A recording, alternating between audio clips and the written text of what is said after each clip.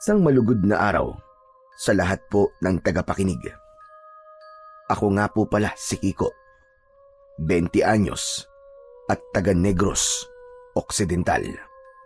Sa ngayon po, nagtatrabaho po ko kay Nanang Laling, ang itinuturing ko na parang ikalawang ina.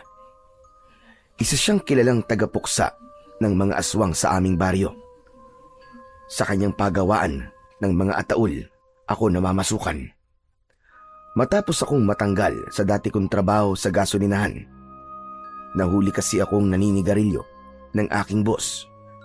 Unay pinagbigyan niya ako, ngunit kalaunan ay nagdulot ito ng sunog sa kanilang gasolinahan. Sa kabutihang palad, hindi ako pinagbayad sa mga napinsala. At si Nanang Laling mismo ang lumapit sa akin upang bigyan ako ng panibagong pagkakataon sa kanyang pagawaan ng ataul. Hoy, Kika! Halika ka rito sandali. Nabalitaan mo ba nangyari sa kabilang bayan kagabi? Sa burol daw ni Aling Siling. Sinalakay daw sila ng aswang. Ha? Opo, Nanang. Narinig ko nga rin po yung kanina sa tindahan po ni Manang Puring. Nandun po kasi yung mga chismosa nating kapitbahay. Yan nga po ang pinag-uusapan nila kanina. Grabe, nakapaninindig balahibo nga po eh. Ang dami raw pong tao sa burol. Pero hindi man lang natakot yung aswang. Para bang wala lang sa kanya kahit nagsisigawan ng mga tao. Siguro yata kahayok sa laman, ano? Hay nako, sinabi mo pa. Hindi na talaga ligtas kahit saan. Dati kapag may patay, takot na mga yan lumapit. Pero ngayon, para bang lalo pa silang nagiging mapangahas. Parang wala na silang pinipiling oras o lugar. Oo nga po, Nanang eh. Sabi pa nga po ni Manang Puring, nakita raw niya yung aswang bago sumalakay. Nakatayo daw mula sa malayo. May mahahabang kuko at namumula daw ang mga mata. Nang subukan niyang lapitan, bigla raw pong nawala. Kung ganon, hindi yan basta-basta. Ibang klase ang aswang na yon. Kapag may kakayahan na maglaho sa harap ng tao, meron siyang malakas na itim na dasal. Hindi na lang ito basta-bastang natatalo. Grabe naman po yun. Parang nakakakilabot po, Nanang ah. Baka lumipat po dito sa baryo natin yung aswang na sumalakay po sa burol ni Aling Siling. Huwag kang basta-basta magsasalita ng ganyan, Kiko. May mga salitang nakakatawag ng kung ano-ano. Baka marinig ka pa ng mga nilalang na yon. Hayok pa naman yon sa laman. Pasensya na po, Nanang Laling. Di ko naman po sinasadya. Pero tama ka rin naman. Yan nga rin ang kinakatakutan ko. Kapag ganyan na mga aswang, ibig sabihin, nagiging mapangahas na sila. Hindi na nila pinipigil kung saan o kailan sila aatake.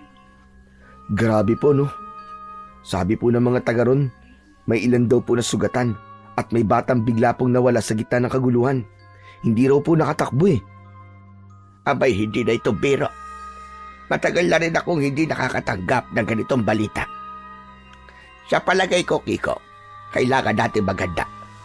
Baka hindi magtagal, ay dito naman sila sumalakay sa atin. Kung kailangan niyo po ng tulong, nandito lang naman po ako. Hindi man po ako kasing galing niyo. Kaya ko naman pong gumamit ng 2x2 para panghampas sa kanila. Alam mo, kaya ka nasibak sa trabaho mo sa gasolinahan? Hindi dahil malas ka, kundi dahil para ka talaga sa ganitong uri ng gawain, Kiko. Dito nakalaan ang buhay mo. Kaya nga nilapitan kita, kasi ramdam ko na pareho tayo ng gusto. Naku, Nanang, nung una mo nga po akong isinama sa pakikipaglaban sa aswang, akala ko biro lang eh. Akala ko kwento-kwento lang ng matatanda para takutin ng mga bata. Pero nang ako na mismo nakakita, Diyos ko po, hindi ko alam kung matatakot ako o hindi maniniwala sa nakita ko. Parang binabangungot ako nun eh. Natural lang niya, Kiko. Lahat naman sa unang beses ay nakakatakot. Lalo na kung buhay nang nakataya.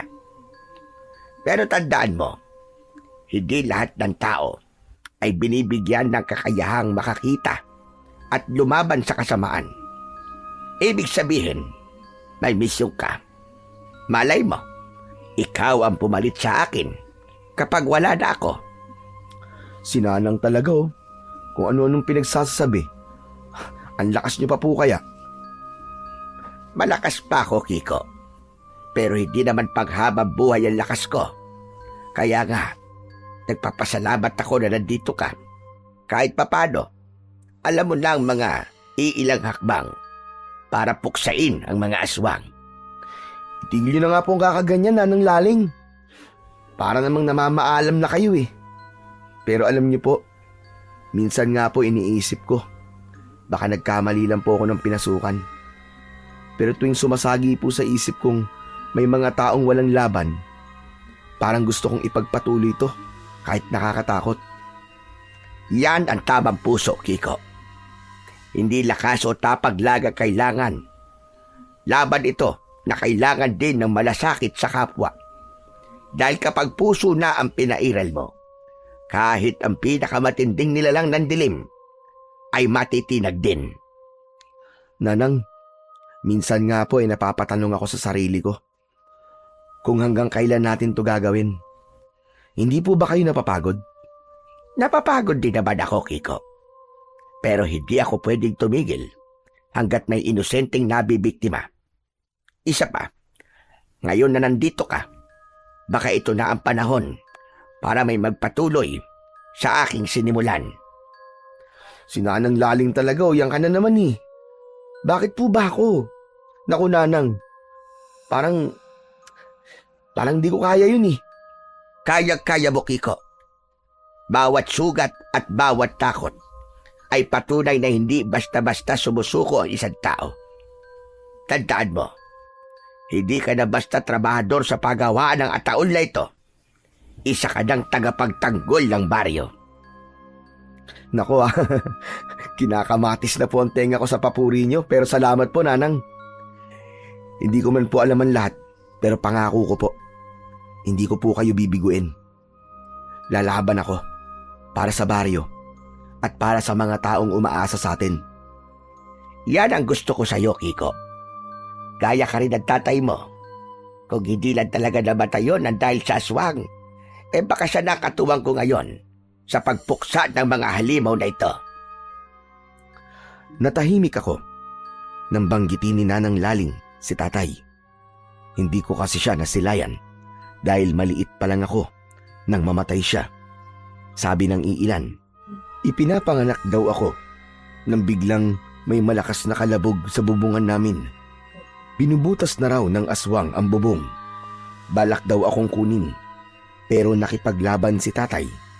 Natalo niya ang aswang, pero bago ito tuluyang tumakas, ibinaon daw nito ang mahaba at matalim nitong kuko sa leeg ni tatay.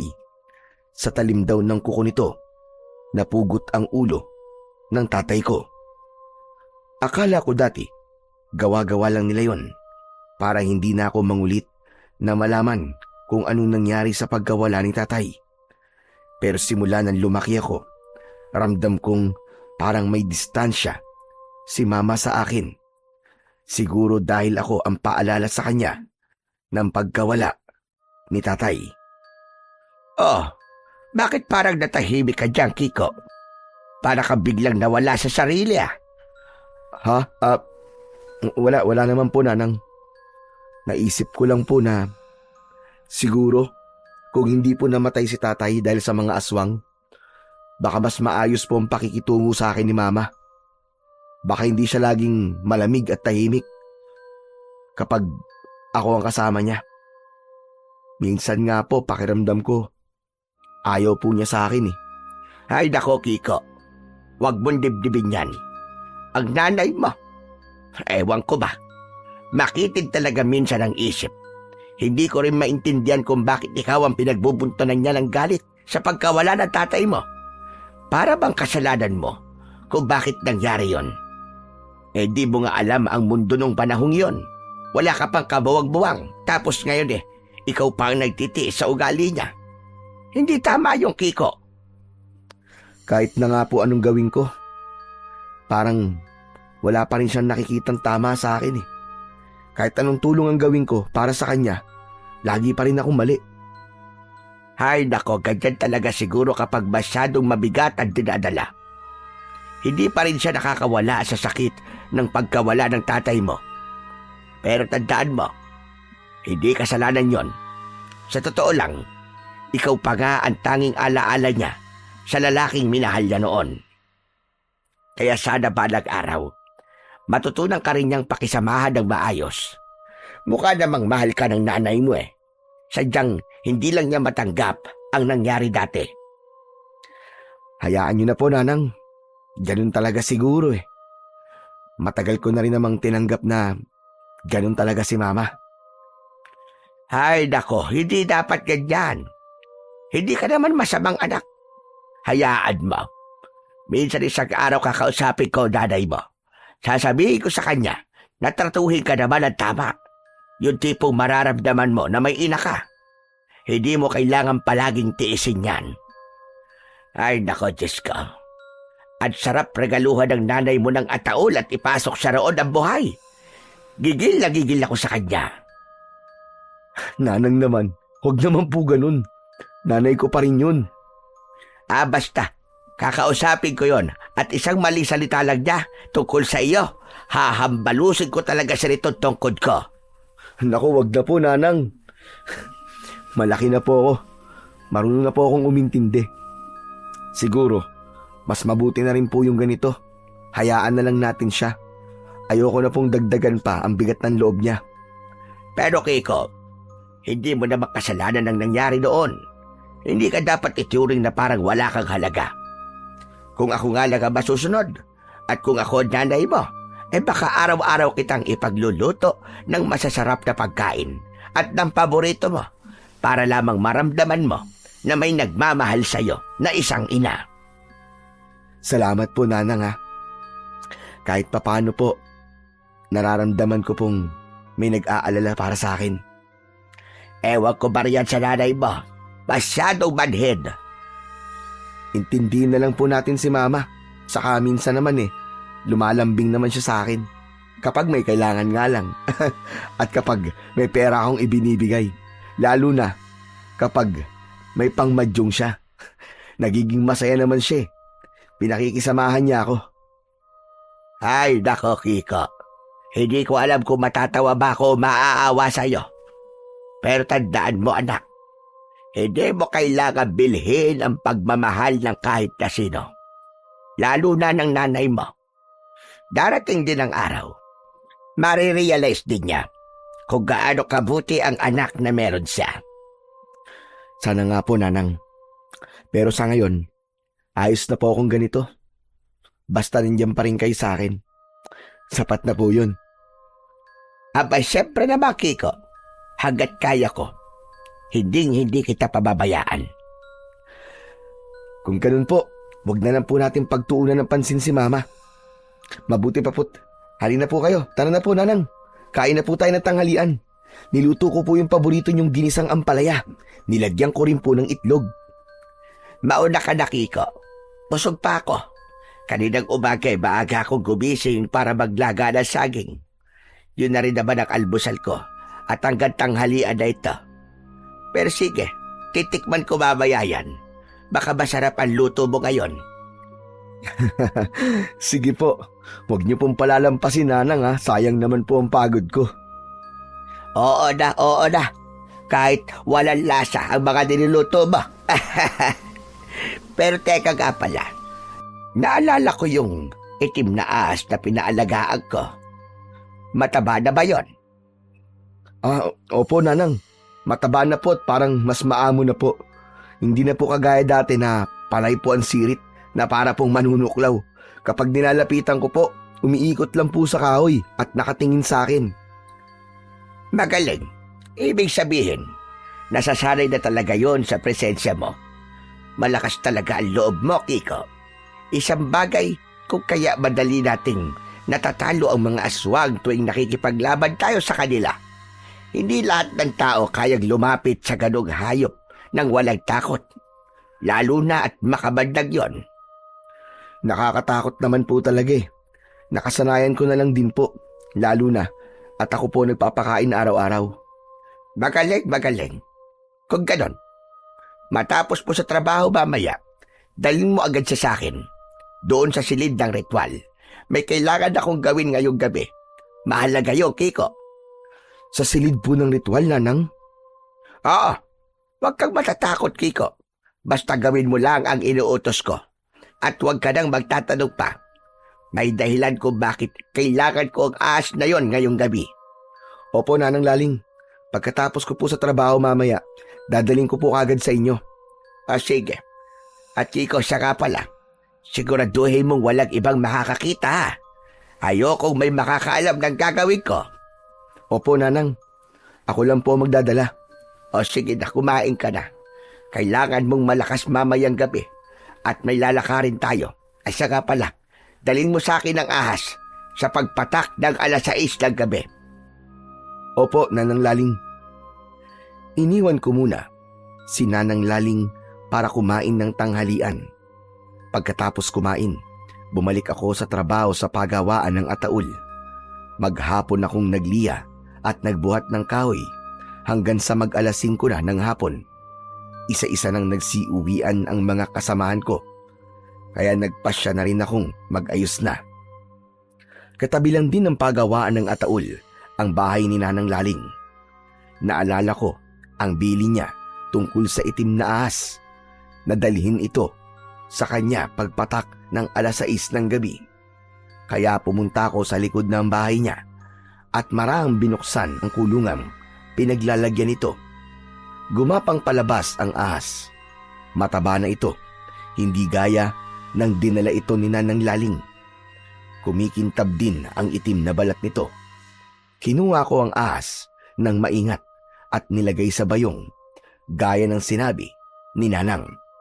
Pagsapit ng 6:00 ng gabi, dinala ko na ito sa silid kung saan siya madalas nagsasagawa ng ritual. Pagbukas ko ng pinto, bumungad sa akin ang amoy ng insenso at kandila. Nakita ko si Nanang Laling.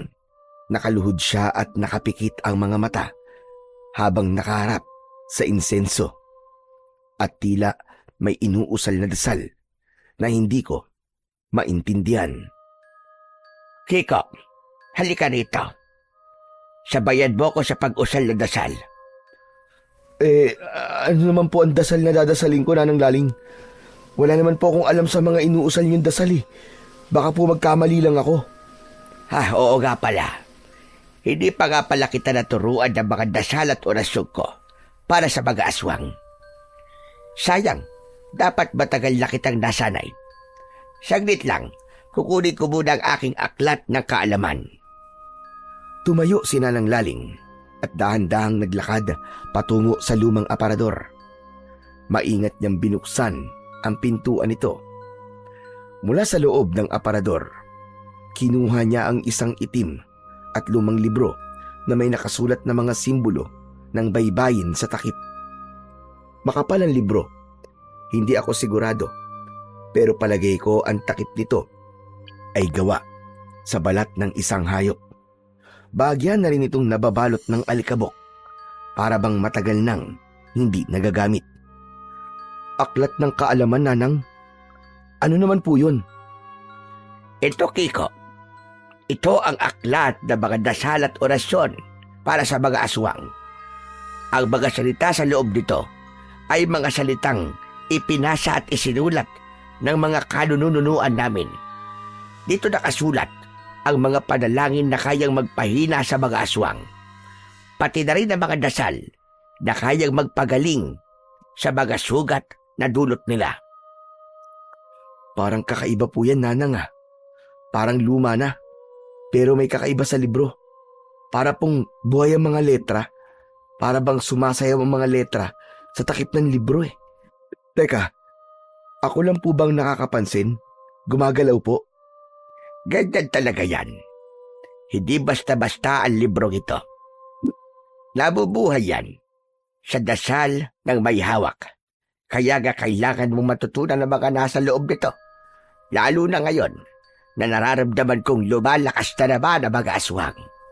Lumalakas po? Paano niyo naman po nasasabi yun? Kasi ramdam ko, Kiko. sa ihip ng hangin at sa bawat atungal ng mga aso tuwing hating gabi. Iba na ngayon ang galaw ng mga aswang. Hindi na tulad ng dati na nagtatago lang. Ngayon, para bang pinapalibutan na nila tayo. Wala na silang pinipiling bibiktimahin, bata man o matanda. Nanang, kung ganitong lumalakas na po pala sila, palagay niyo po, kaya-kaya natin sila? Kaya-kaya natin sila, Kiko. Kaya nga, gusto kong matutunan mo ang mga dasal at orasyon para handa ka sa pagsalakay nila. Hindi habang buhay kasama mo ko at ako magpoprotekta sa iyo. Kailangang ikaw mismo marunong kang lumaban. Opo, Nanang Laling. Kung yan po ang gusto nyo, pag-aaralan ko po. Kahit nakakatakot po. Gusto ko po kayo matulungan. Mabuti naman, Kiko. Basta huwag kang matakot. Ang mga salitang nasa librong ito, kapag ginamit ng tama, kayang magpahina at makatalo ng mga aswang. Pero kapag ginamit ng mali, baka ikaw mismo ang lamunin ng kapangyarihang nasa loob nito.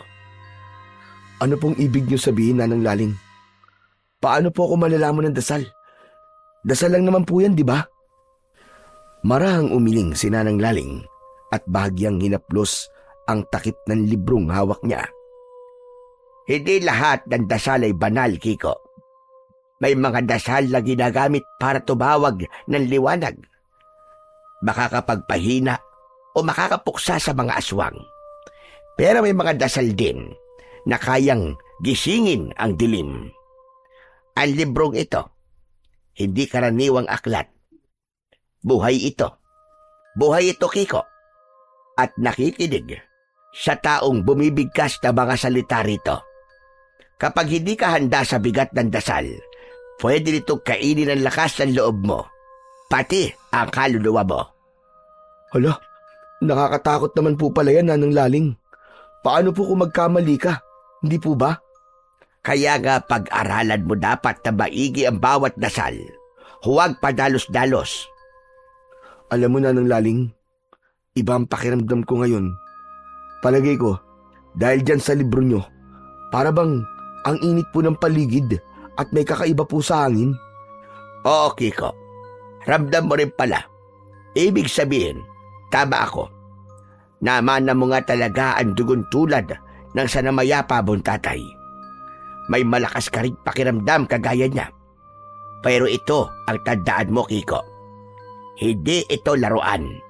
Ang bawat salitang bibigkasin mo, may kapalit. Bawat orasyon, may hinihinging kapangyarihang kapalit ng iyong dugo, pagod o minsan ng isang kaluluwa at alaala kapag hindi ginamit sa tama. Alaala, Nanang Laling? Paano pong alaala? Mabubura po yung memorya mo? Kapag masyadong malakas ang dasal, may mga pagkakataong binubura ng aklat ang ilang bahagi ng iyong nakaraan. Parang binabayaran mo ng memorya mo ang bawat dasal na hindi mo kayang bitiwan. Kaya kailangan mong maging matatag, Kiko. Dapat matapang ka. Kapag sinimulan mo na ito, wala nang atrasan pa. Nanang, kung ganun po, bakit pa natin kailangan pang gamitin ang mga dasal na yan? Hindi po ba mas ligtas kung iwasan na lang natin ang mga aswang? Kung ganun lang kadali, matagal ko na sana ginawa yon. Pero hindi na panahon ng pag-iwas, Kiko. Masyado na silang mabagsik. Baka bukas, hindi na tayo ang naghahanda ng dasal. Baka tayo na mismo ang pinagdadasalan ng iba.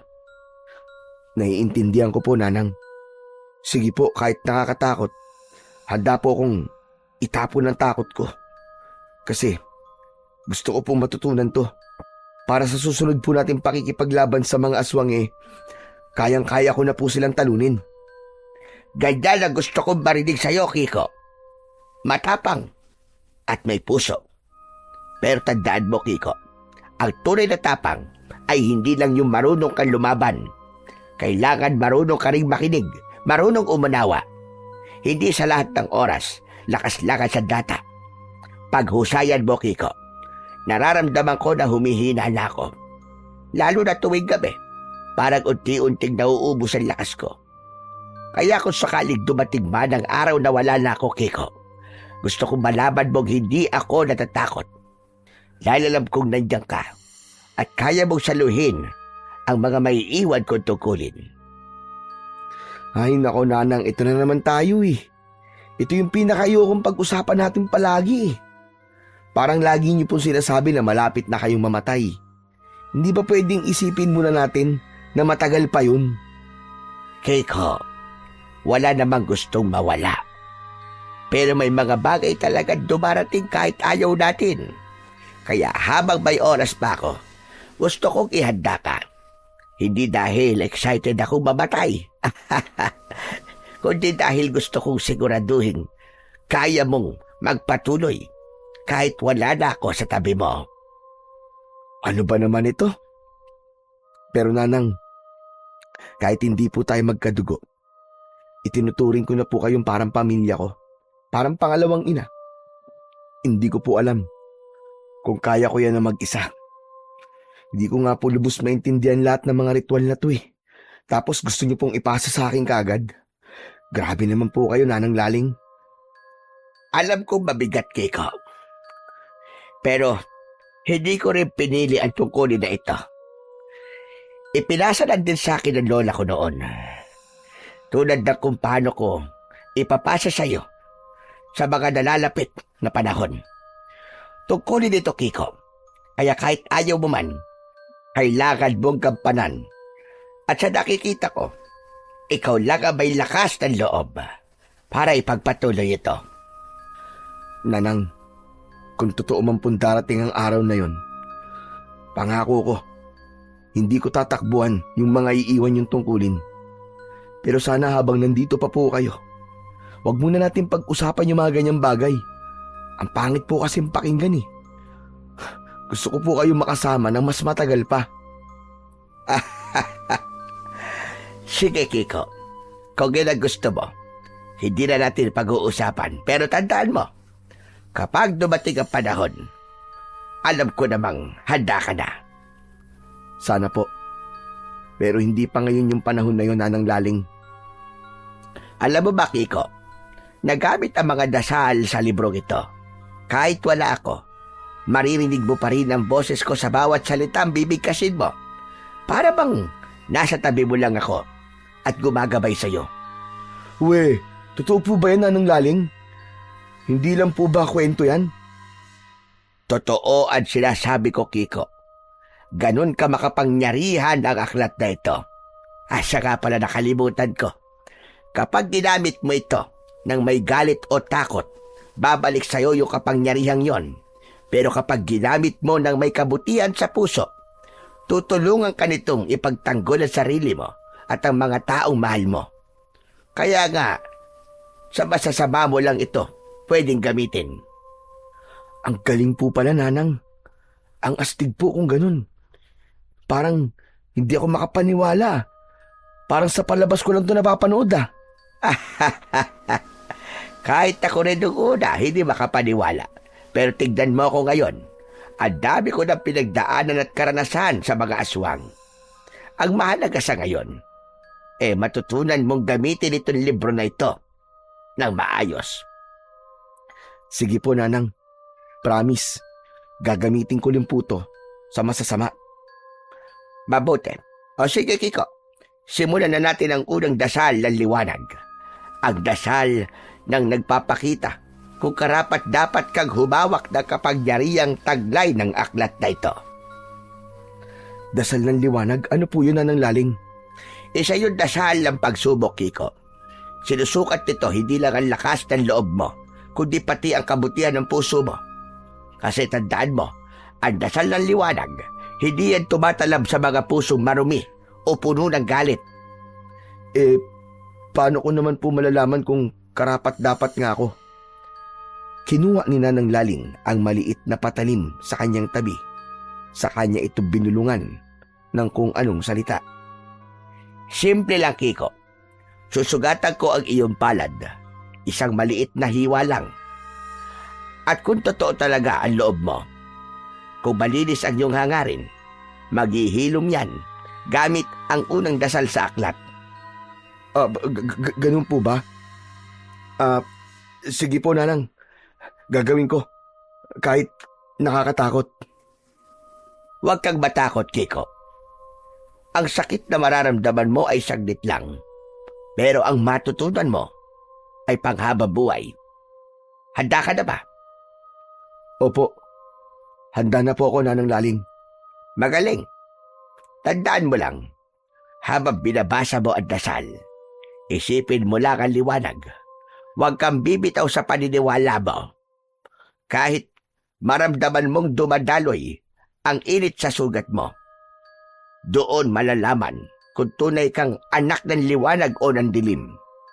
Pero tandaan mo rin, kapag nasimulan na, wala nang atrasan. Hindi ka na basta-basta magiging karaniwang tao. Opo, Nanang Laling. Handa na po ako. Bumuntong hininga ko nang sugatan ni Nanang Laling ang palad ko.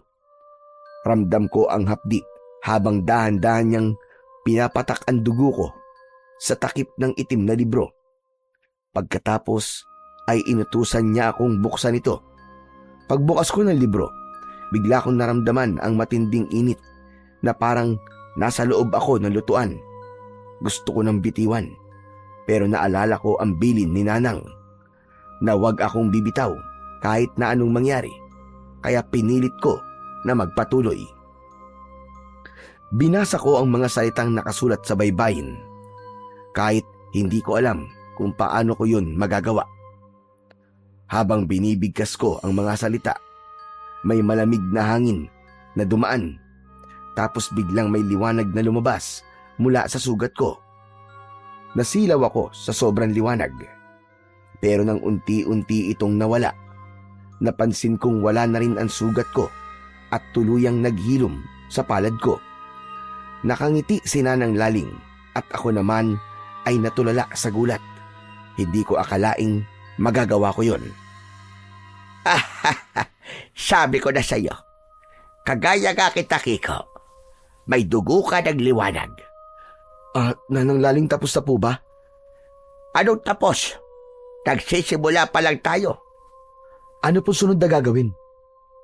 Kinuha ni Nanang Laling ang isang malaking kawa na nasa sulok ng silid. Sa loob nito ay may mga uling at piraso ng kahoy. Maingat niyang inilagay sa gitna ng sahig. Saka sinindihan. Ilang saglit lang, nagliyab ang apoy at kumalat ang mainit na liwanag sa buong silid. Kumuha rin siya ng baso at itinabi ito sa kawa. Maging ang patalim, ginamit niya kanina panghiwa sa palad ko. Kunin mo ang itim na ahas sa bayong na pinaglagyan mo. Nanang Laling, kinakabahan po ako sa inyo. Ano pong gagawin niyo? Magtiwala ka lang sa akin, Kiko. Alam ko ang ginagawa ko. Nanginginig ang kamay ko nang inabot ko ang bayong na sisidlan ng itim na ahas. Dahan-dahang binuksan yun ni Nanang Laling at maingat niyang hinawakan sa ulo ang gumagalaw pang ahas. Ilang sandali lang, kinuha niya ang kutsilyong nasa tabi at nang walang alinlangang mabilis niyang hiniwa ang ulo nito. Napasinghap ako sa gulat habang ang ulo ng ahas ay hinagis niya sa nagliliyab na apoy sa kawa. Umalingasaw ang amoy ng nasusunog na balat nito. Kinuha naman ni Nanang Laling ang isang baso at sinahod doon ang tumutulong dugo ng ahas. Nang tuluyang maubos ang dugo, isinunod niyang itapon sa apoy ang katawan ng hayop. Matapos yun, itinaas niya ang baso. Parang may dasal siyang binubulong. Sa kanya, pinaikot-ikot ang baso sa apoy bago niya dahan-dahang ininom ang dugo ng ahas. Napatitig na lang ako, hindi makapaniwala sa aking nasaksihan. Nanang Laling, kadiri ka naman. Bakit niyo po ininom ang dugo ng ahas na yun? Hindi ka man lang ba ng diri? Paano kung may kamandag pala yun? Baka mamaya bigla kang tumirik. Hindi ka nga namatay sa pagpuksa sa mga aswang, pero mamamatay ka naman sa kamandag ng ahas. Ay nako, Kiko, huwag kang ang kabahan. Ikaw talaga bata ka, oo. Sinabi ko na sa'yo na alam ko ang ginagawa ko. Kaya manood ka lang at magtiwala. Paano naman po kung hindi kakabahan ng laling kanina lang? Boy pa yung ahas. Ngayon, iniinom niyo ng dugo na parang tubig. May dahilan ang lahat ng ginagawa ko, Kiko. Hindi ako basta lang umiinom ng dugo nang walang dahilan. Ang dugo ng ahas na yan ang isa sa mga sinaunang sangkap ng ritual ng pagpapalakas at paghahanda. Ritual ng pagpapalakas? Bakit hindi na lang po gatas o gamot o kahit sabaw ng manok ang ininom nyo? Bakit kailangan dugo pa ng ahas? Kung pampalakas lang pala, di sana uminom na lang kayo ng vitamins. Yan, walang kasiguraduhan yan eh. Palabiro ka talaga, Kiko. Hindi po ako nagbibiro na ng laling, seryoso po ako. Kung ganun lang sana kadali, gaya ng iniisip mo baka matagal nang nawala ang mga aswang sa mundo. Pero ang pakikipaglaban sa kanila, hindi lang lakas ng katawan na kailangan mo ring linisin ang kaloob-looban mo, ang isipan mo, at sa dugo ng ahas naroon ang kapangyarihang yon. Ano naman pong kinalaman ng dugo ng ahas sa paglilinis po ng loob? Ang alam ko po sa ahas tuso yan, mapanganib, at puro kamandag. Tama ka riyan. Tuso at mapanganib nga sila. Pero may hindi alam ang karamihan. Ang ahas, Kiko, ay simbolo rin ng pagbabagong buhay. Bawat taon, kapag nakita mo ang ahas sa gubat, mapapansin mong naglalagas sila ng balat. Ibig sabihin, marunong silang magpalit, magbagong buhay. Kaya sa mga sinaunang manggagamot at tagapangalaga ng liwanag, ang dugo ng ahas, maging ang pinagbalatan nila, ay itinuturing na panibagong lakas, hindi lang sa katawan, kundi pati na rin sa kaluluwa. Pero Nanang, hindi ka po ba natatakot? Mamaya kung anong mangyari sa inyo. Hindi po ba't napulot niyo lang po ang ahas na yun sa gubat? Mamaya may sumpa pala yun. May sumpa nga ito. Pero ang sumpa na yon ay para labang sa mga taong marumi ang puso. Hindi ko iinumin kung hindi ako sigurado sa sarili ko, Kiko. Alam ko ang ginagawa ko. Bago pa ako maging tagapangalaga ng mga dasal at orasyon, sinubok din ako ng mga ninuno ko. Hala, mga ninuno mo? Paano po? Ang dugo ng ahas ay banal sa lahi namin. Isa itong ritual na ginagawa kapag nararamdaman naming lumalakas ang dilim sa paligid. Nakakatakot naman po, Nanang Laling. At nakakabilib ka po. Ang astig nyo rin po tignan. Tignan niyo po itong silid ng ritual nyo. Ang daming mga kakaibang gamit dito. Akala ko dati, puro pampataboy lang ng lamok ang mga yan . Yung pala, may ibang paggagamitan para dyan. Nako, Kiko. Kung lamok lang ang kalaban natin, matagal na sana akong nagpahinga. Pero ang kalaban natin, Kiko, ay mga nilalang na ang laman ay galit, inggit at gutom. Pero Nanang, hindi niyo po ba naiisip na parang delikado? Hindi ka ho ba natatakot? Parang ni minsan, hindi pa kita nakitang natakot. Natatakot din ako, Kiko. Lahat naman ng taong lumalaban sa aswang ay natatakot. Pero alam mo kung ano ang pagkakaiba ko? Hindi ako nagpapakain sa takot ko. Ginagawa ko pa tong sandata. Dahil kung hahayaan mo lamunin ka ng takot, mas madali kang lalamunin ng dilim.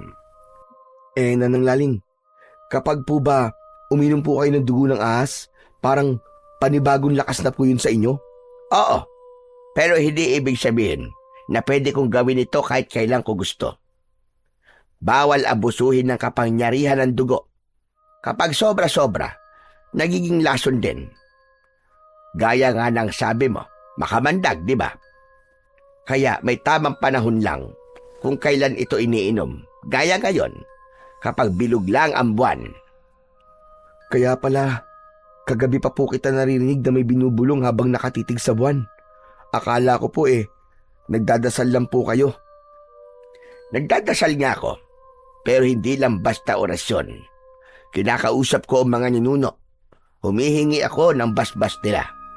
Lahat ng ritual ko, Kiko, hindi ko basta ginagawa na walang pahintulot. Sa susunod, kapag gaya na kita, at kapag namatay na ako, sa aking kadarin, bubulong at hihingi ng basbas. Nanang Laling, alam mo ikaw, parang mas excited ka pang mamatay kaysa pumatay ng aswang. Kung alam mo lang, kung gaano ko nakagustong makasama ang yumao kong asawa.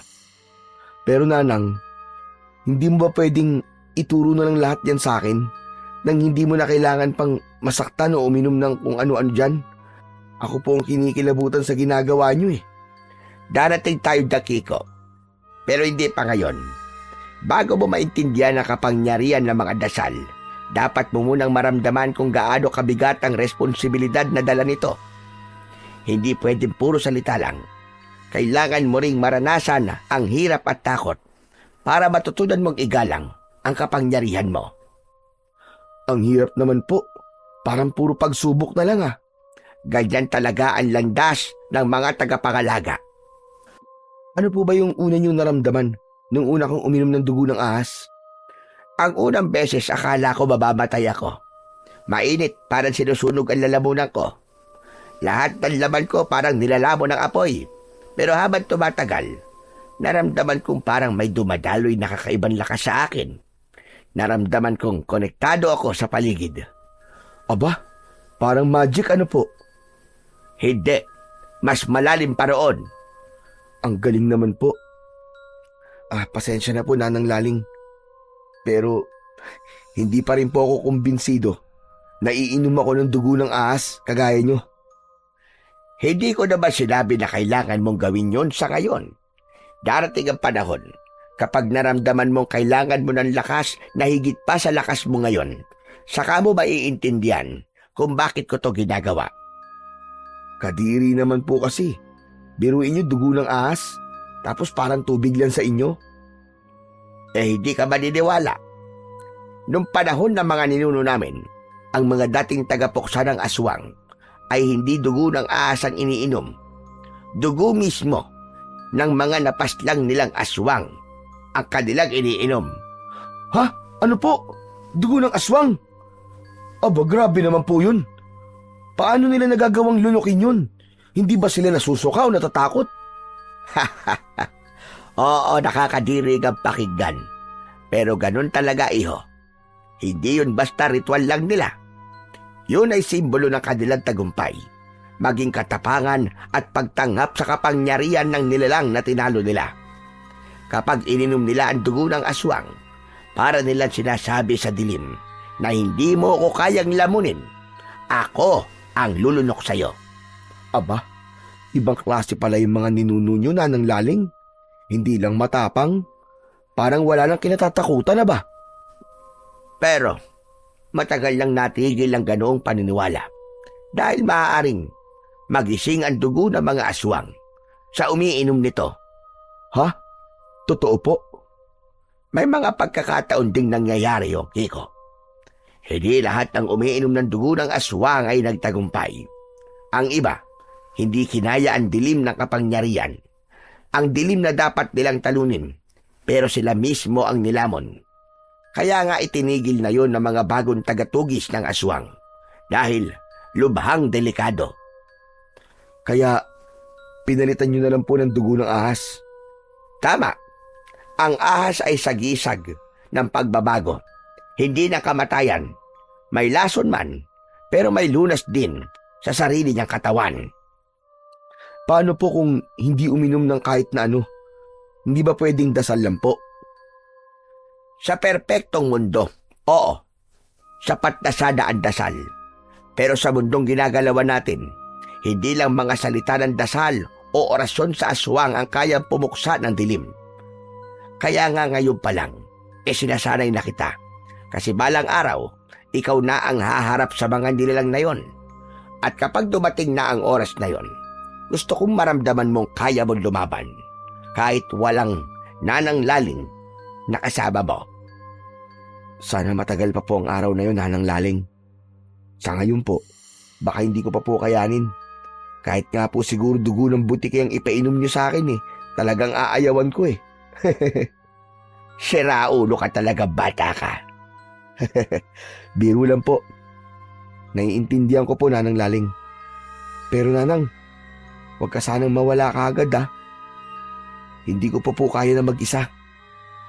Hindi naman ako agad mawawala, Kiko. Pero gaya ng lahat ng bagay sa mundo, may hangganan din ang oras ko. Kaya habang nandito pa ako, abay matuto ka. Abay obserbahan mo ko. Alamin mo ang bawat dasal, bawat ritual. Kapag dumating ang panahon, gusto kong maramdaman kong hindi masasayang ang lahat ng tinuro ko sa'yo. Dahil kung hindi talaga, momultuhin kita. Hindi kita patutulugin. Opo, Nanang.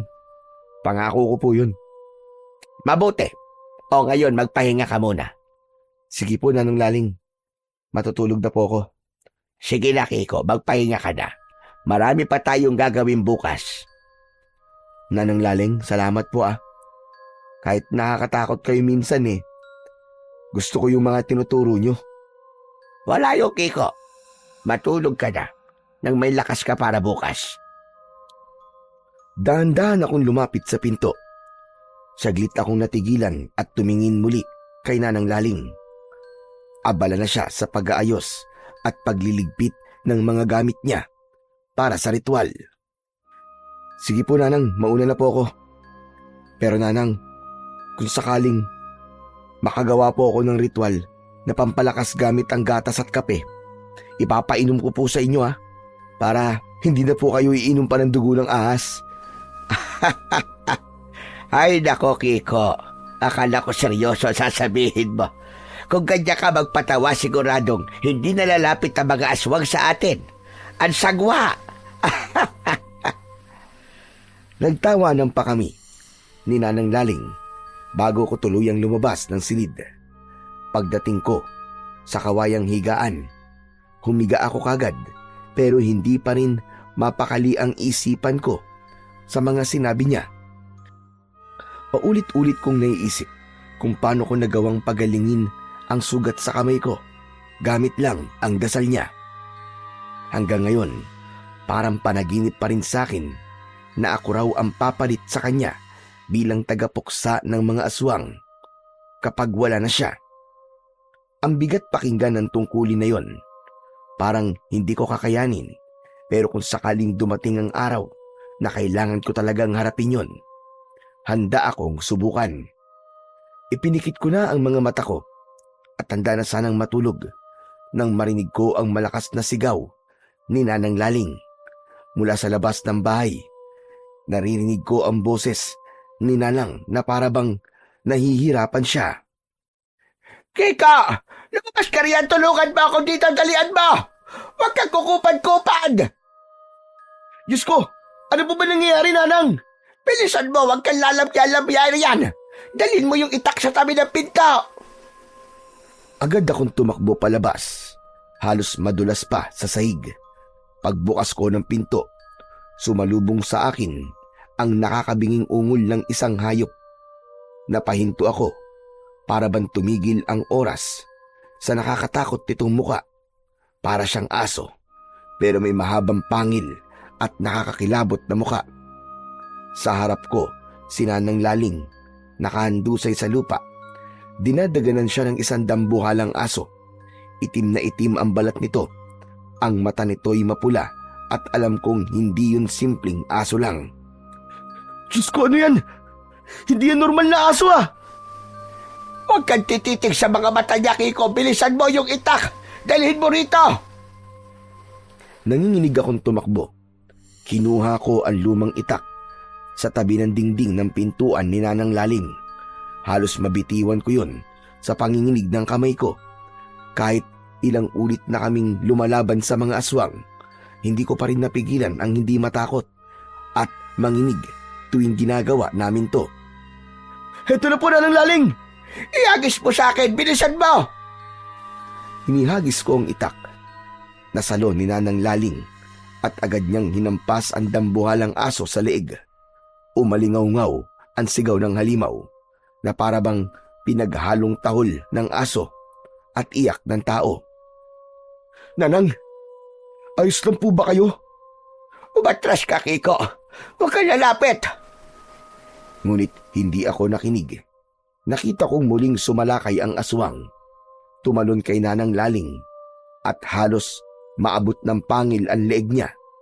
Mabilis kong kinuha ang isang kahoy na panggatong at inihampas ko ito sa tagiliran ng halimaw. Napasigaw ito bago lumingon sa akin. Layon mo siya! Ako ang kalabanin mo, aswang ka! Tumalikod sa akin ang aswang. Kalaunan ay umalulong ito at nang huminto siya sa pag-alulong, unti-unting nagbago ang kanyang anyo. Mula sa parang aso ay dahan-dahang naging parang tao, pero hubad ang katawan. Nababalot rin ng itim na balahibo sa ilang bahagi at may mga kuko siyang matutulis at matatalim. At ang kanyang mga mata ay pulang-pula. Diyos ko, anong klaseng tao yan? Hindi yan tao, Kiko. Isa siyang aswang. Muling sumugod ang nilalang. Ngayon sa akin naman, sinubukan niya akong sunggaban. Napahinto ako sa takot. Nanginginig ang katawan ko. Pero bago pa man ako matumba, nakita ko si Nanang Laling na mabilis na tumayo. Hawak ang itak at mabilis niyang inundayan sa balikat ang halimaw. Dahil sa ginawa ni Nanang Laling, isang nakakakilabot na alulong ang ginawa nito. Nang makabawi, galit at malakas na suntok ang ginawad nito kay Nanang. Natumba ulit si Nanang Laling sa lupa. Pumikit ako sa kaba, hindi makapaniwala sa tindi ng laban na nasasaksiyan ko ngayon. Nanang, tumayo po kayo! Lumaban po kayo! Tumakbo ka na, Kiko! Hindi ko po kayo iiwan, Nanang! Malakas siya! Hindi mo siya kakayanin! Tinadyakan ng aswang si Nanang Laling at saka lumapit sa akin. Halos maramdaman ko ang mabahong hininga nito. Napaatras ako, ngunit napatid ang paa ko sa isang paso. Kaya natumba ako. Dahan-dahan itong lumapit sa akin. Lumayo ka! Lumayo ka! Huwag kang lalapit! Ngumisi ang nilalang. Doon ko nakita ang matutulis nitong mga ngipin at ang mata nitong parang nagbabagang apoy. Amoy ko ang dugo mo. Sariwa. Matamis. Hindi mo ako makukuha! Halimaw ka! Liwanag ng apoy. Iligtas kami sa dilim. Sunugin sa impyerno ang mga halimaw. Napalingon ng aswang sa gawi ni Nanang Laling. Nakatayo na ito at hawak niya ngayon ang isang bote ng langis at ang lumang libro niya, ang aklat ng kaalaman kung saan nakasulat ang mga dasal sa pagpuksa sa mga aswang. Dahan-dahan niyang itinaas ang mga ito at sa isang iglap, biglang nagkaapoy ang paligid namin. Kumalat ang liwanag sa paligid. Kiko, sabayan mo ako! Sabihin mo! Ano po ang uulitin ko? Liwanag ng apoy. Iligtas kami. Sige na, bilisan mo, Kiko! Sa bawat bigkas namin ni Nanang Laling, lalong lumiliwanag ang paligid. Ang aswang ay napapaatras. Kahit nagpipilit siyang lumapit, parang itinataboy siya ng hindi nakikitang puwersa. Hindi niyo ako mapipigilan. Ang dugo ng tagapuksa ay amin. Babalik ako! Ako ba ang tinutukoy niya, Nanang? Oo, Kiko. Ikaw ang pakay niya. Kaya kailangan mo lumaban. Hawakan mo itong itak at huwag kang bibitiw. Kinuha ni Nanang Laling ang itak at iniabot sa akin. Pero bago niya ito ibigay pabalik, dahan-dahan niyang sinugatan ang palad ko.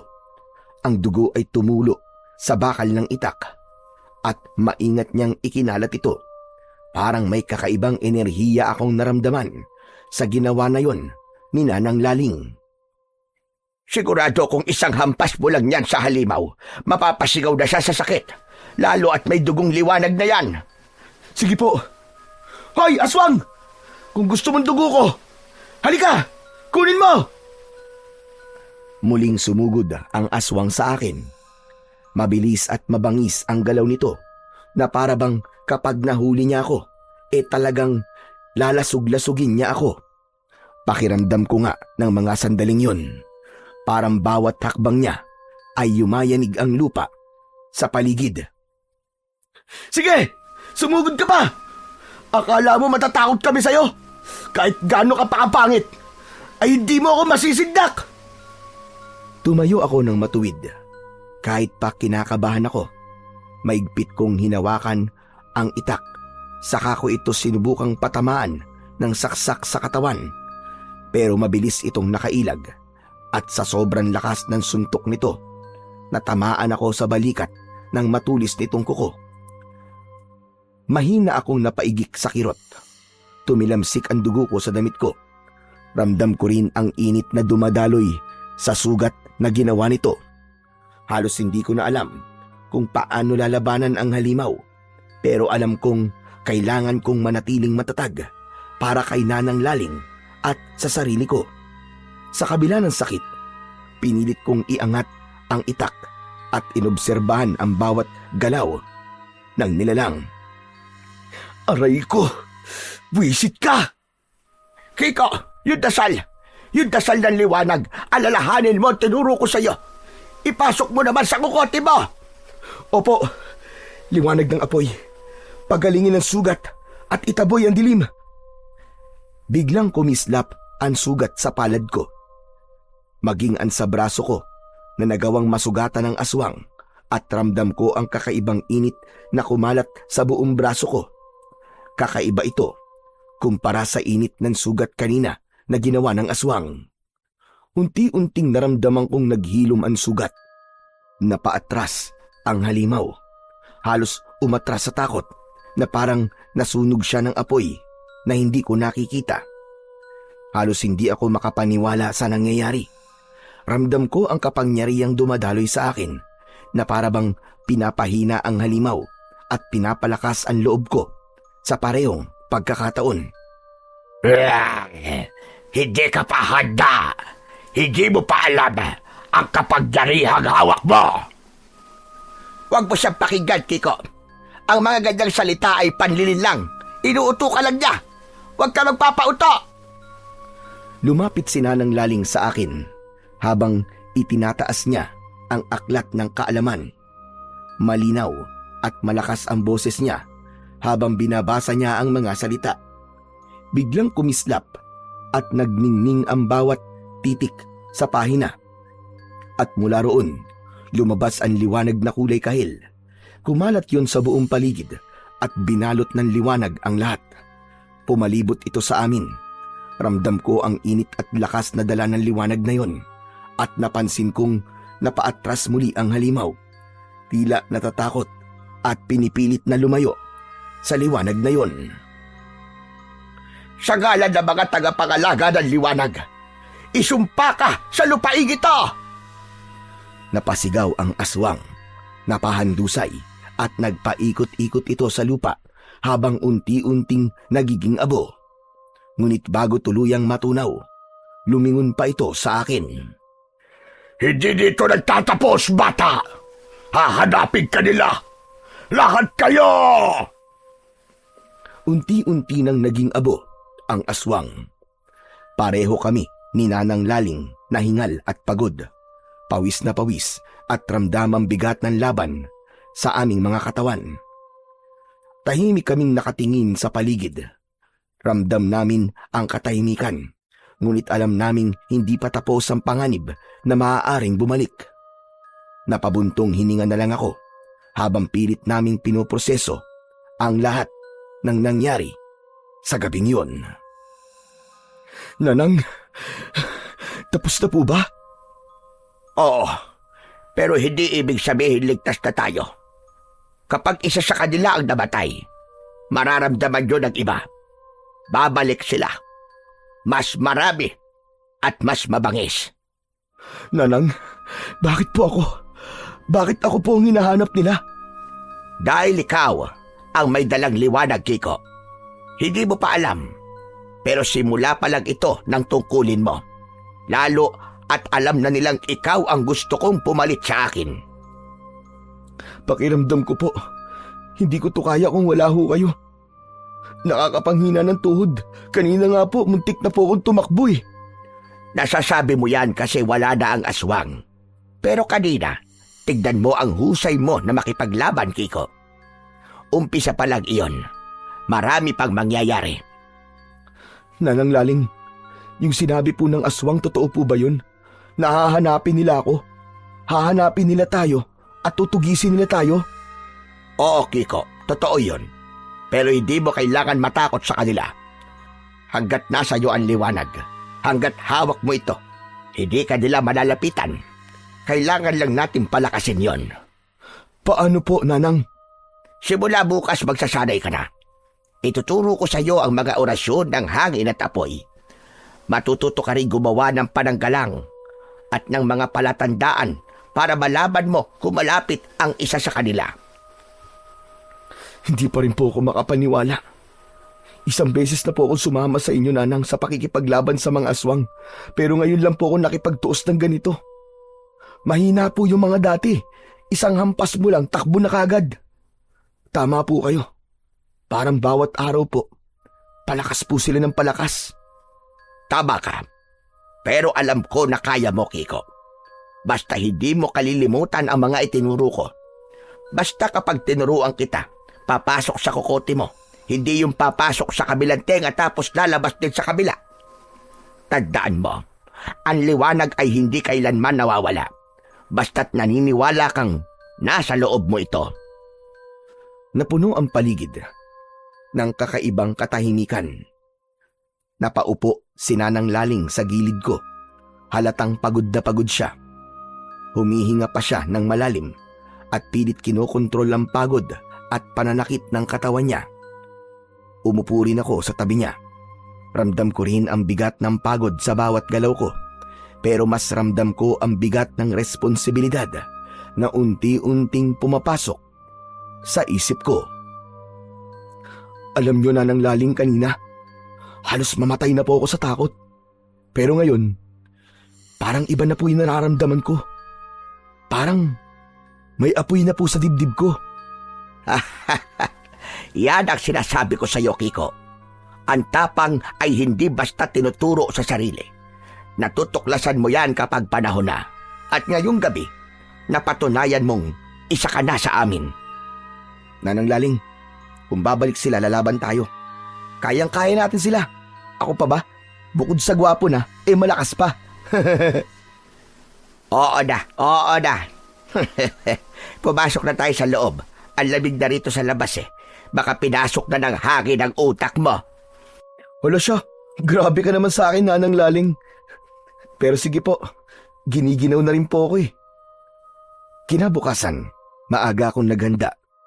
Maaga rin akong gumising dahil maraming gagawin sa paggawaan ng ataul.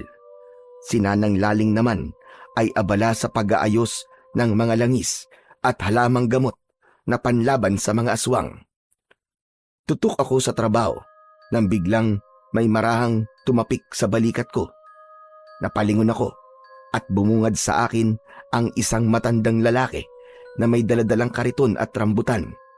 Kasama niya ang isang batang mga nasa 17 anyos, payat, madungis, at kung makatitig ay parang galit. Iho, bumili ka na nitong rambutan namin. Matabis to, bagong pitas lang. Hindi ko alam kung bakit, pero bigla akong nakaramdam ng kakaibang lamig sa batok ko. Parang may kung anong mabigat sa hangin. Napatitig ako sa matanda. May kung anong kakaiba sa paraan ng pagtingin niya. Parang sinusuri ako mula ulo hanggang paa. Palagi naman silang naglalako rito, pero hanggang ngayon parang hindi pa rin ako sanay sa kanilang presensya. Hindi kasi sila ganong kalapit sa mga tao rito. Matapos kasi nilang may mapagbentahan na isa o dalawang tao, agad silang aalis. Ilang araw din silang nawala, kaya nakakagulat na bumalik sila ngayon para magbenta na naman ulit ng paninda nilang rambutan. Pasensya na po lolo Pero wala po akong pera dito eh. Sa susunod na lang po siguro kapag may extra na ako. Ano ba naman yan? Bumili ka na. Kahit isang bungkus lang.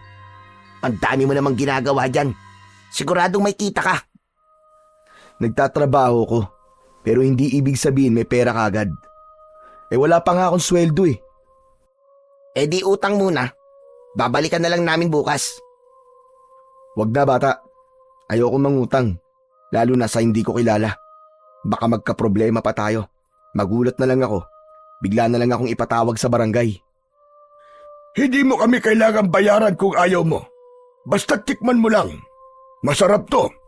Hindi mo pagsisisihan. Grabe naman yan. Anong klaseng maglalako kayo kung hindi nyo pababayaran ang binibenta nyo? Pansamantala muna akong tumigil sa ginagawa ko. Hindi ko alam kung bakit, pero parang ayaw kong tumingin ng direkta sa mga mata nila. Parang may kung anong kumikiliti sa likod ng ulo ko. Hindi ko maipaliwanag na para bang pinaghalong takot at kaba. Pasensya na po talaga lolo. May trabaho pa po ako eh. Marami pang kailangan tapusin. Ang dami mo namang dahilan. Isa lang naman eh. Aba teka lang. Kung ayoko, wag mo akong pilitin. Marami pa namang tao dyan na pwedeng bumili ng paninda yung rambutan eh. Hindi lang naman akong tao sa baryong to. Tahimik silang nagkatitigan ng ilang segundo. Pakiramdam ko, parang bumigat ang hangin sa paligid at ang batang nagbebenta ng rambutan. Matalim pa rin ang titig sa akin. Hindi ko alam kung guni-guni ko lang ba yun. Pero napansin ko na parang may konting ngisi sa gilid ng labi niya. Paglingon ko, napansin kong si Nanang Laling ay napatigil din sa ginagawa niya. Nakamasid sa amin mula sa pintuan ng bahay niya. May hawak siyang maliit na bote ng langis. Sige iyo, sa susunod na lang. Pero tandaan mo, kapag nag-alok kami sa susunod, tanggapin mo na kagad. Sayang ang pagkakataon. Pagkasabi niya nun, dahan-dahan silang lumakad palayo. Pero hindi ko maiwasang mapansin na wala man lang bakas ng dumi sa lupa ang talampakan ng bata. Kahit pa, nakayapak lang ito at ang mas nakakatakot, wala silang anino. Ano yung Kiko? Parang narinig ko na may tinaasan ka ng boses kanina. Wala po yun, Nanang. Yung bata lang po yun na naglalako po ng rambutan kasama po ng tatay niya. Ang kulit po kasi.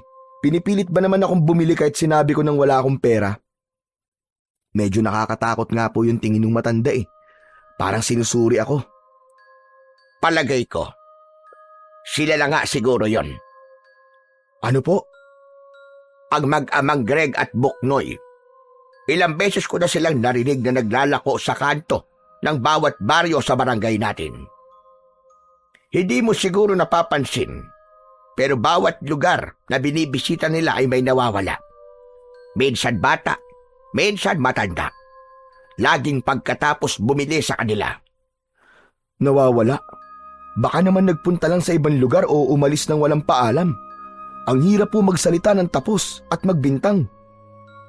Hindi, Kiko. Kilala ko ang mga nawawala. Hindi aalis ng walang paalam at bago sila nawala, pare-pareho ang kwento. Bumili raw sila ng rambutan sa mag-amang yon.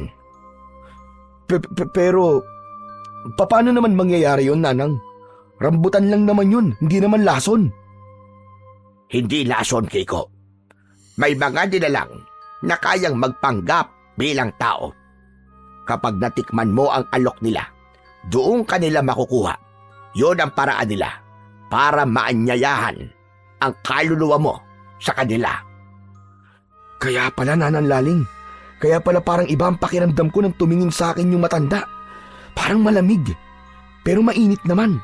Tapos ang bigat. Kapag nakaramdam ka na ganon, sundin mo ang kutob mo.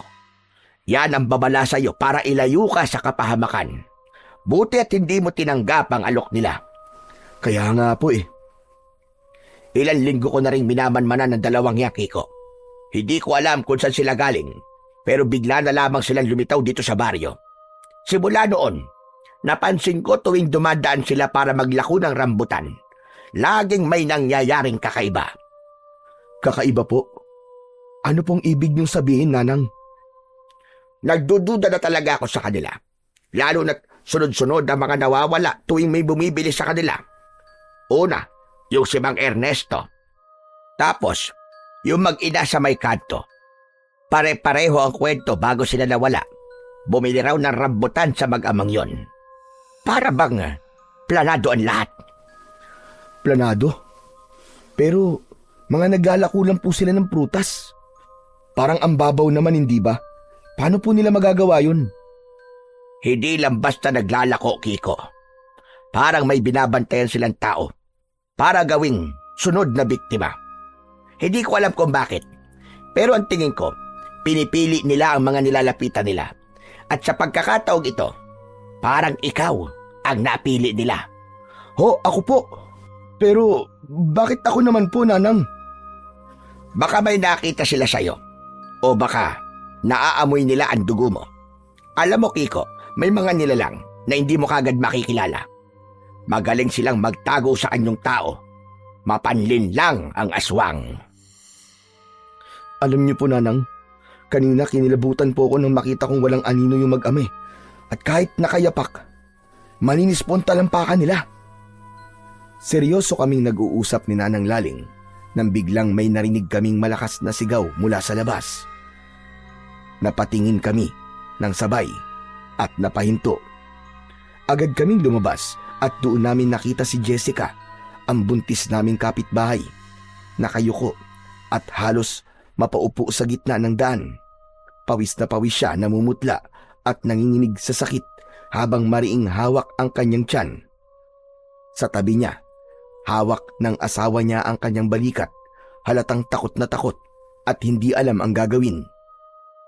Nagkalat sa lupa ang mga nahulog na rambutan at nandun, ilang hakbang lang ang layo, nakatayo ang mag-amang nagbibenta ng rambutan.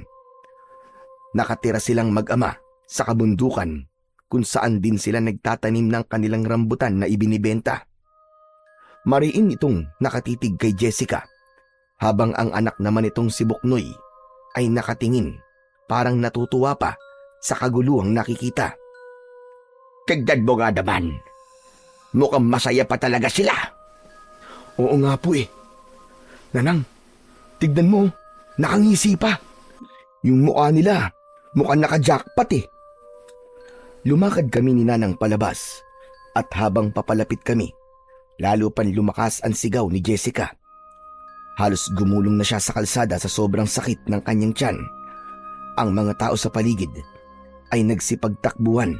Ang iba'y tumulong, ang iba namay napaatras sa takot. Tulungan niyo kami! Tumawag kayo ng masasakyan! Bigla na lang sumakit ang tiyan ng kasama ko! Wala pa naman sa tamang buwan! Tulungan niyo kami!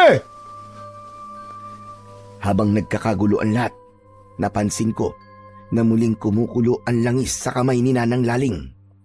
Mabilis ko itong tinakpan ng palad, pero hindi pa rin huminto ang pag-init ng kulo nito. Ito na nga ba sinasabi ko? Lalo pang tumindi ang sigawan at kaguluhan. Ang mga aso sa paligid ay umaalulong kahit tirik na tirik ang araw. Kiko, kumuha ka sa loob ng asin na may basbas at dasal. Bilisan mo! Agad akong tumakbo papasok habang si Nanang Laling ay lumapit kay Jessica at pilit pinakalma ito. Sa gilid, nakikita ko rin na hindi umaalis sa kinatatayuan ang mag-amang Greg at Buknoy. Nakamasid lang, para bang may hinihintay. Nang makalabas ako, agad kong dinala kay Nanang Laling ang asin na sinabi niya.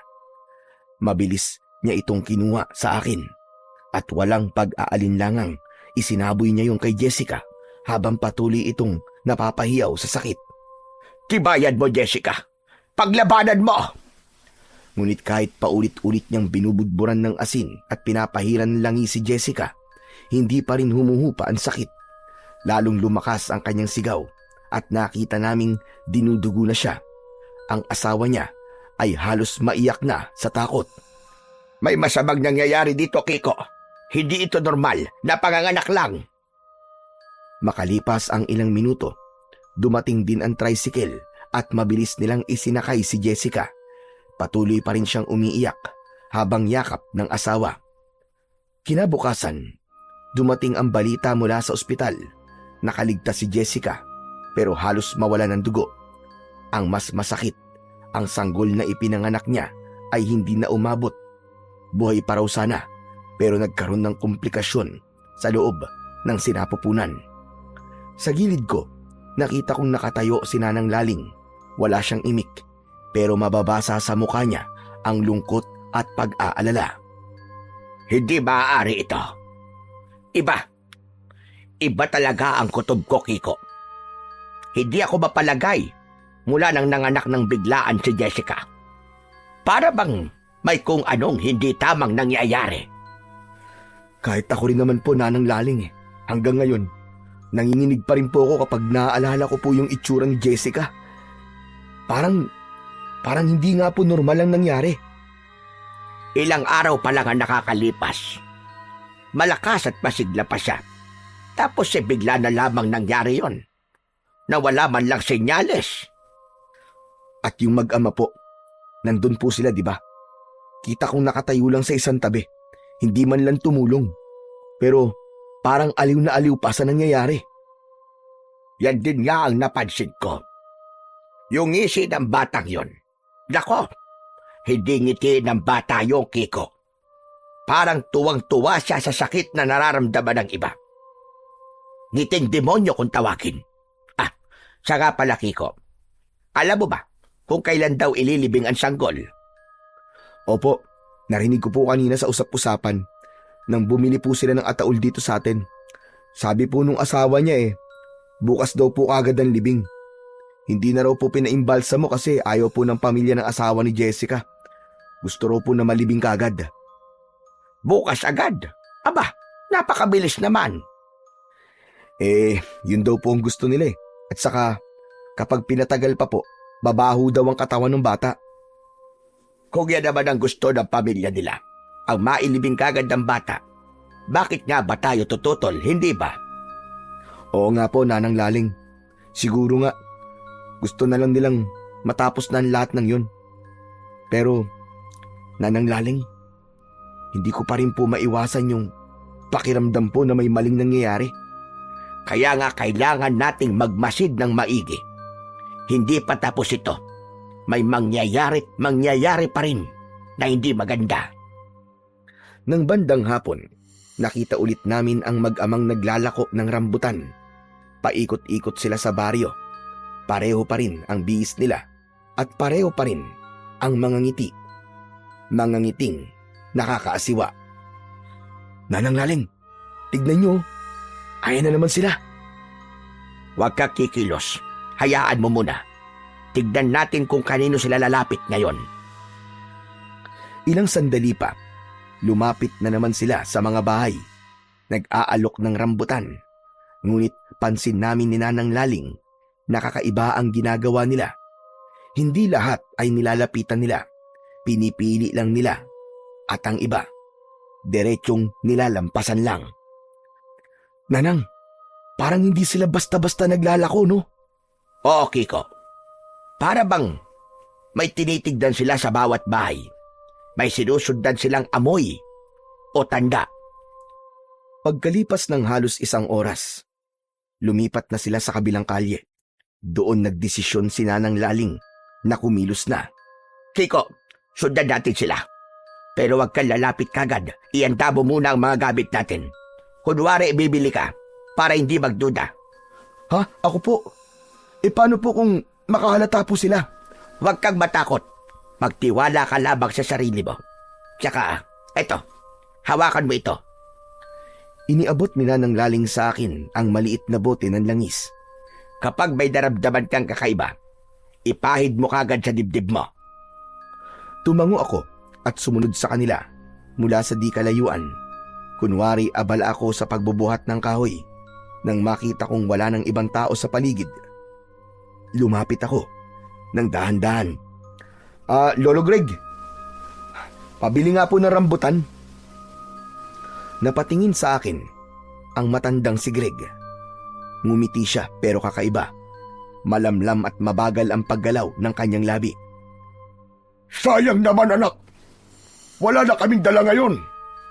Ay, ganun po ba? Sayang naman. Akala ko meron pa eh. Kung gusto mo talaga, sumama ka na lang sa amin. Marami pa sa lugar namin. Doon ka na lang bumili. Saan po ba yun? Sa kabila ng bundok, malapit sa sapa. Hindi mo mapapansin kung hindi mo alam ang daan. Pero kung gusto mo, sumama ka na lang sa amin para hindi ka maligaw. Habang nagsasalita siya, napansin ko ang ngisi ni Buknoy. Kinilabutan ako, pero sinubukan kong ngumiti. Naku, malayo pala lolo. Mga ilang oras po lalakarin? Mga 2 oras lang. Pero kung sasama ka ngayon, mas maganda. Mas madilim kasi doon sa gabi. Baka bukas na lang po siguro. May trabaho pa po kasi ako ngayon eh. Sayang. Sayang talaga. Madalang pa naman ang bumibisita sa amin. Pero sige, kung magbabago ang isip mo. Sinabi naman namin ang daan, di ba? Sabay na silang tumalikod at habang naglalakad sila palayo, napansin kong hindi sila lumalakad gaya ng normal na tao. Ang mga paa nila halos hindi tumatama sa lupa. Pag alis nila ay siya ring pagbalik ko kay Nanang Laling. Ano sabi? Sabi nila, wala na raw po silang tindi. Pero inaalok po ako na pumunta sa lugar nila, dun daw sa may bundok. Malapit daw po sa may sapa. Sa bundok? Aba Kiko, walang bahay doon. Puro punong kahoy at bangin. Dapat na tayo may gawin, Kiko. Bago pa tayo nila ubusin. Tuso sila kung gumalaw. Lumalim na ang gabi. Habang ang iba ay nagpapahinga, kami naman ni Nanang Laling ay abala sa paghahanda ng mga dala namin. Susugurin namin ang mag-amang aswang bago pa kami nila maunahan. Nanang, sigurado po ba kayo rito? Delikado yata kung totoong aswang sila. Kiko, minsan kailangan mong harapin ang takot para tapusin ito. Ilang pamilya na ang nasira. Hindi na natin hahayaang may sumunod pa. Tama po kayo, Nanang Laling. Pagsapit ng 9:00 ng gabi, nagsimula na kaming maglakad patungo sa direksyong sinabi ni Greg. Madilim ang daan at tanging liwanag lamang ng gasera ang nagsilbing ilaw namin. Sa bawat yapak, naririnig ko ang mga layang dahon na natatapakan namin.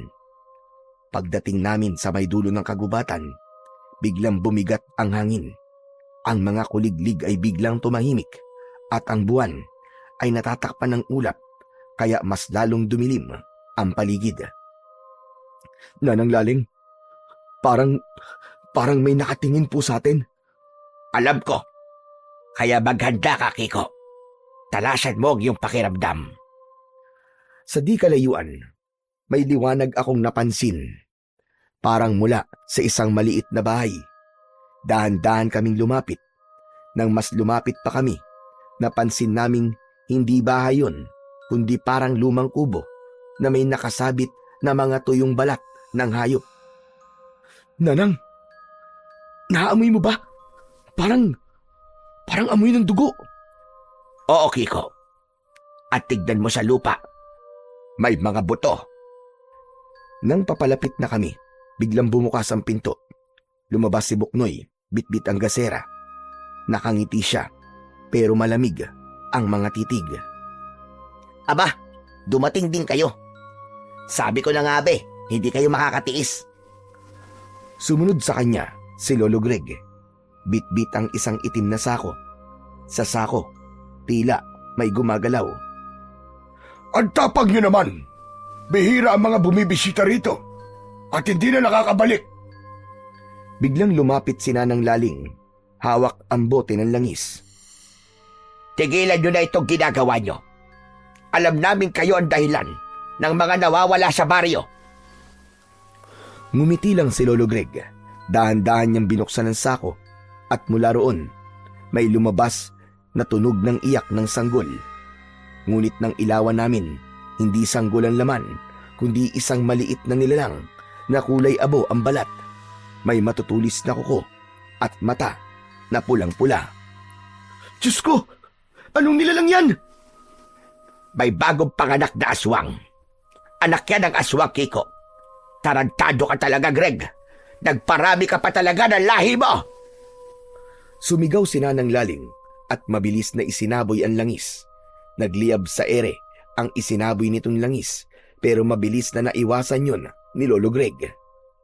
Hindi mo kami matatalo, Laling! Matagal na kitang kilala! Alam naming mahina ka na! Mahina pala. Halika't lumapit ka. Tapusin na natin ito ngayon din. Itinapon ni Nanang Laling ang asin sa paligid. Paikot sa kanila habang mariing nakapikit at bumubulong ng orasyon. Ramdam ko ang panginginig ng lupa sa bawat bigkas ng dasal ni Nanang Laling. Sa ngalan ng liwanag at ng may kapal, lumayas ang mga anak ng dilim. Isinaboy niya ang asin sa harapan ni Buknoy. Pagdampi ng asin sa balat nito, napasigaw siya ng ubod ng lakas. Ang balat niya ay biglang nagsimulang mamula. Pagkatapos ay nagkabukol-bukol at nagbitak-bitak. Aray! Tama na! Tama na! Habang patuloy ang sigaw niya, unti-unting nagbabalat ang kanyang katawan. Ang dating mukhang inosenteng bata ay nag-iba ang mga mata. Lumiit at naging kulay dilaw. Ang mga ngipin niya biglang tumubo ng mahahaba at matutulis. Parang hayop na gutom na gutom. Ang kanyang mga kamay ay nanginig at tumubo rin ang mahahaba nitong mga kuko. Matalim, nakakatakot na ang muka nito. Nanang, tama nga kutob natin. Hindi nga sila tao. Alam ko, Kiko. Kaya huwag kang lalapit sa kanila ng basta-basta. Akala nyo matatalo nyo kami. Ang asin nyo, mahina. Hindi nyo ako mapipigil. Lalong tumalim ang kanyang mga ngipin at ang dila niya ay biglang humaba. Para bang ahas na handang tumuklaw anumang sandali. Pati ang balat niya ay naging kulay abo na rin. Makinis na para bang balat ng isang paniki. Muling isinaboy ni Nanang Laling ang asin, kasabay ng paghawak sa bote ng langis. Sinindihan niya ito at itinapon sa harapan ng aswang na si Buknoy. Si Buknoy ay nagngangalit. Umatungal ito ng malakas at sinubukan lumusob kay Nanang Laling. Ngunit tinamaan siyang muli ng asin sa muka. Nagsimula itong umusok at magbalat na parabang sinusunog. Hindi nyo ako mapapatay! Walang hiya kayo! Tuso kayo! Lubayan niyo ang anak ko! Wala kayong puwang dito, mga halimaw! Bumalik kayo sa kadiliman kung saan kayo galing! Itinaas ni Nanang Laling ang maliit na krus at itinapat yon kay Buknoy. Bigla itong napahiyaw, sabay takbo palayo. Nanang, papunta siya sa tatay niya! Mula sa dilim, lumitaw naman si Lolo Greg. Galit ito at nakakunot ang noo. Ang mga mata niya ay nag-aapoy na talaga sa galit. Pero ngayong nasilayan namin ang tunay niyang anyo, mas nakakatakot pa siya kaysa sa anak niya. Ang kanyang katawan ay baluktot. Ang likod ay nakausli. At sa kanyang likod ay tila may pakpak na tumutubo. Pinahirapan mo ang anak ko, Laling! Ngayon, tignan natin kung makakauwi pa kayo ng buhay! Si Buknoy ay gumulong sa lupa, umiiyak at humahagulgol habang ang balat niya ay tuluyang nagbibitak-bitak at unti-unting nagiging abo. Tay! Ang init! Napakainit! Anak, pumasok ka sa loob, bilisan mo! Tatakbo na sana si Greg papunta sa anak niya, pero hinarangan ko siya. Hindi ka makakalapit sa kanya. Tama na ang ginagawa niyong kademonyuhan. Mabilis kong hinagis ang isa pang bote ng langis. Tumama yon sa katawan ng aswang na si Lolo Greg at nagliyab yun. Umalingaw-ngaw ang malakas na hiyaw nito. Ngunit sa kabila ng apoy, hindi siya nasusunog ng buo.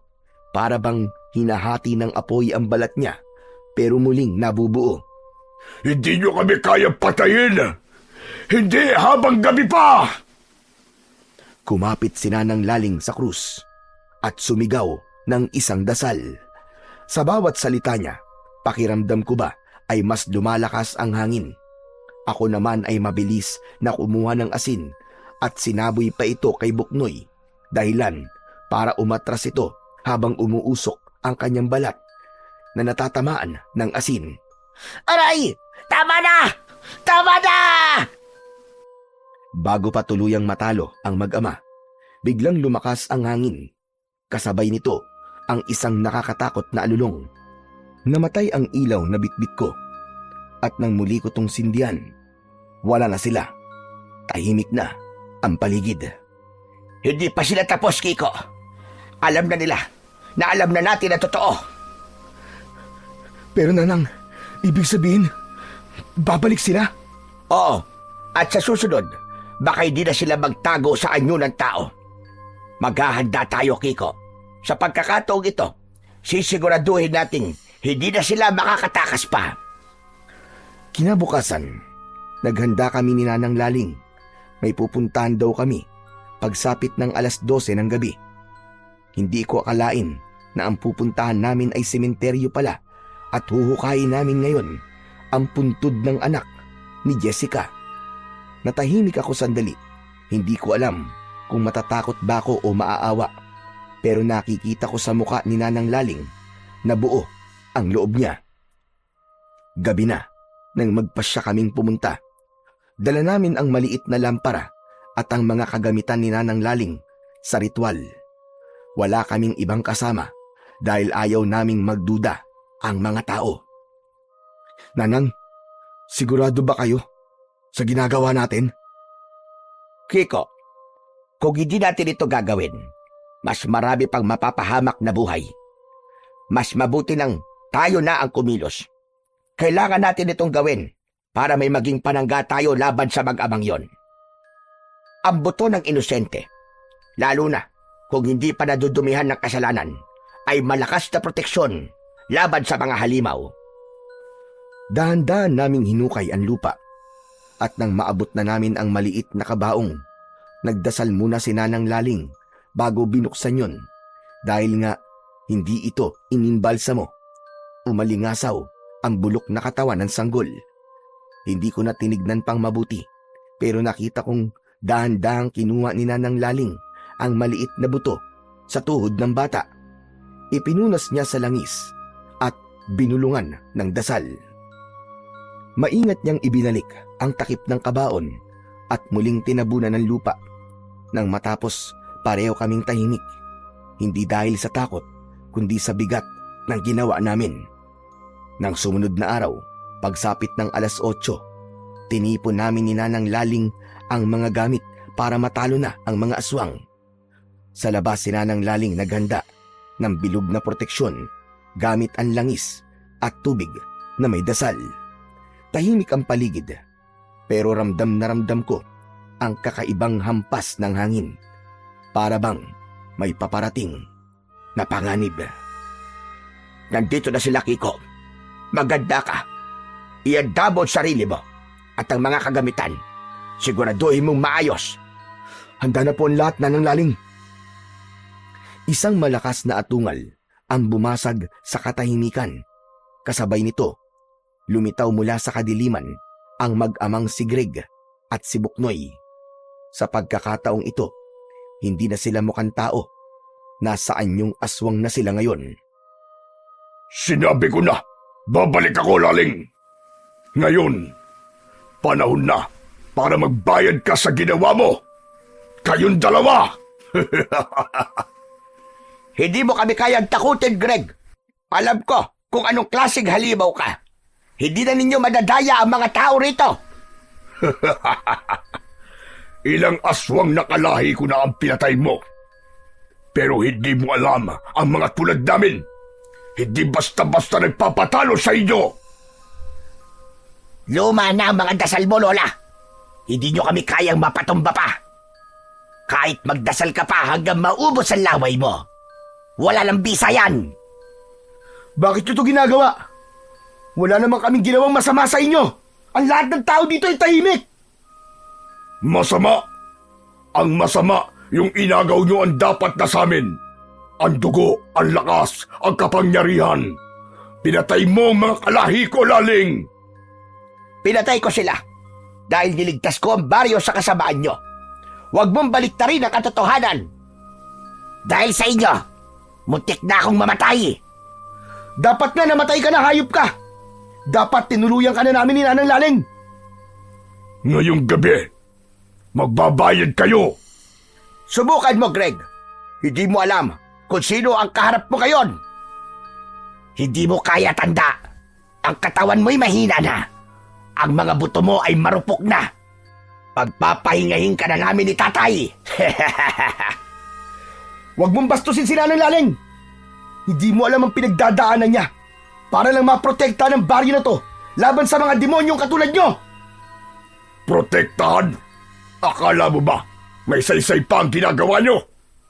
Lahat ng tao rito, isa-isa namin kukunin. Lahat ng dugo nila ay para sa amin lang. Hindi nyo magagawa yan hanggat kami ang umaharang sa inyo.